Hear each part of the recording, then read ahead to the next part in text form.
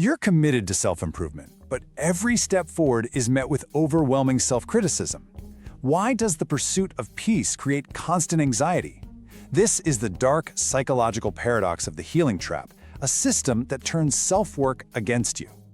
So let's dive right into this. That feeling, where the very tools that are supposed to help you heal are somehow making you feel worse? Well, that's not just in your head. It's a recognized psychological pattern. It's a feedback loop that's incredibly difficult to break out of. In this explainer, we're going to deconstruct that exact paradox, how this noble quest for healing can actually become its own form of self-sabotage. All right, here's our game plan.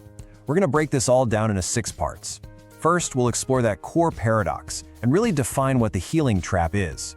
Then we'll map out the 3-stage cycle of self-sabotage so you can see exactly how it works.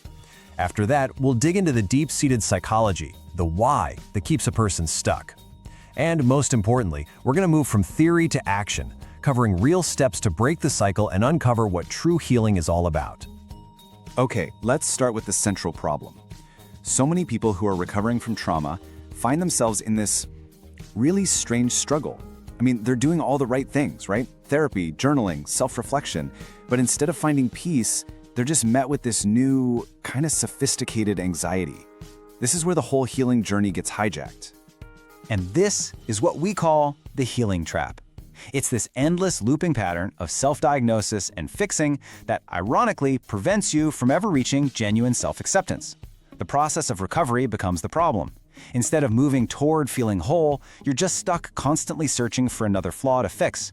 It becomes a performance, not a process, and that feeling of real peace, it always stays just out of reach. So, who is most likely to fall into this trap? Well, we see this pattern a lot with survivors of narcissistic abuse and people with complex PTSD. And there's a good reason for that. See, these experiences teach a really devastating lesson, that safety and love and acceptance, they're all conditional. You learn that if you could just fix your own flaws, maybe the abuse would stop. This creates a really dangerous belief inside you. So later, when you find these incredible psychological tools meant for healing, you end up misapplying them. Instead of being used for self-compassion, they become weapons of constant self-scrutiny. And this right here, this is the core issue. The goal totally shifts. It's not about unconditional self-acceptance anymore. It becomes conditional acceptance. That inner voice starts saying, okay, I'll let myself feel peace, but only after I fix this one last thing. The problem is that one last thing is a moving target. It never arrives. The trap basically locks you into the identity of a person who is perpetually damaged, always under repair, forever running on a treadmill of self-improvement. So, how does this trap actually work?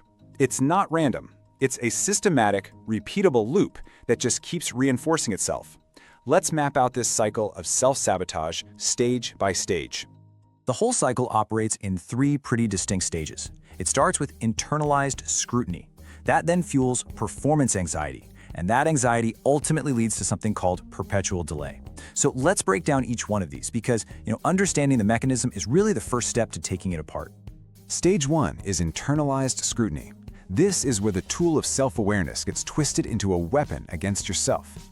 Every little interaction, every emotion that pops up, every moment of annoyance, it's all put under a microscope and relentlessly analyzed. All that data gets fed into this internal machine that's programmed to do one thing and one thing only: find fault. It's like a compulsive hunt for new problems to solve, new trauma responses to diagnose, turning the very tools of healing into instruments of nonstop self-criticism.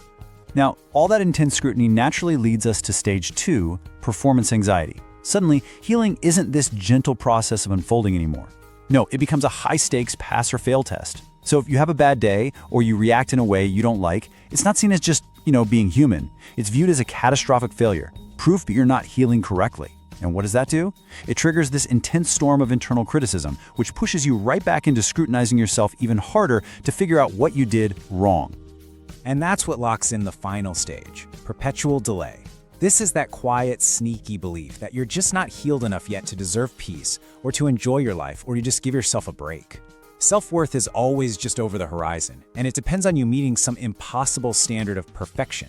And because perfection is, impossible, self-acceptance gets postponed indefinitely. The goalposts are always moving, which makes sure the cycle just keeps on going.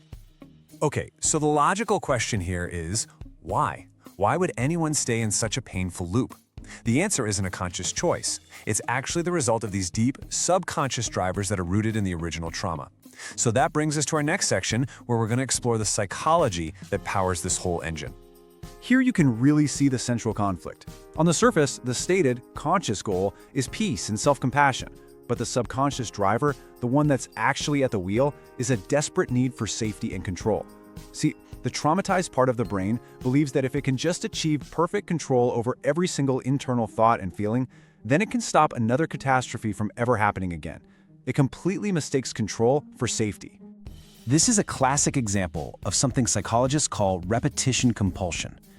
Basically, the person subconsciously recreates the exact dynamic that they survived. Back then, love and safety were conditional. They depended on your performance, on being good enough. The healing trap just takes that whole system and internalizes it. The self becomes both the demanding critic and the one who's desperately trying to earn approval. It's a familiar pattern for sure, but a deeply toxic one. This metaphor of guard duty is so powerful, isn't it? The whole focus of self-work shifts away from nurturing and compassion and toward threat detection. You're constantly on guard, scanning your own internal world for any sign of imperfection, any potential threat to your progress. It's absolutely exhausting, hypervigilant work that leaves zero room for rest or real peace. So the crucial point here is the outcome of this cycle.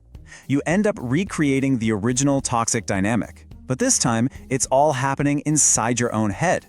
This leads to these constant feelings of guilt and shame for just relaxing or, having fun. And here's the most devastating part.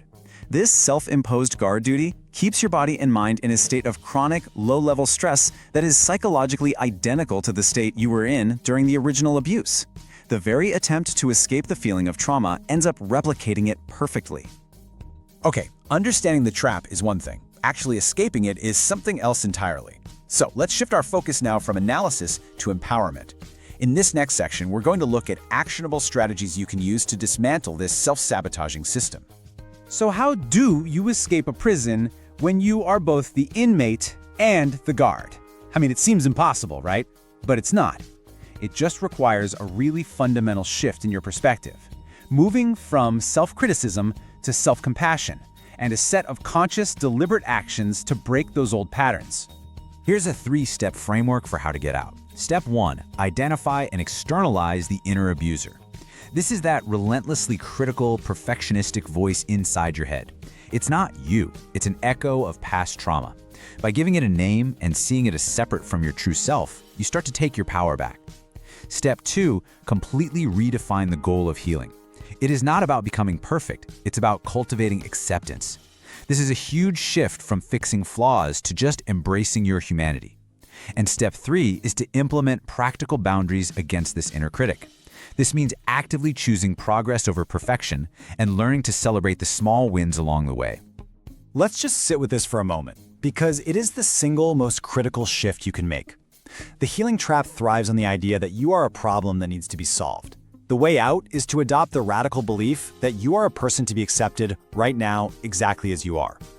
Healing isn't about erasing your scars or your history. It's about learning to acknowledge your progress, accept your imperfections, and treat yourself with unconditional compassion, especially on the hard days. So, for example, if you have a moment of anxiety, instead of picking it apart as a failure, you can just acknowledge it with compassion. I'm feeling anxious right now, and that's okay. It's part of my experience, not a flaw in my healing.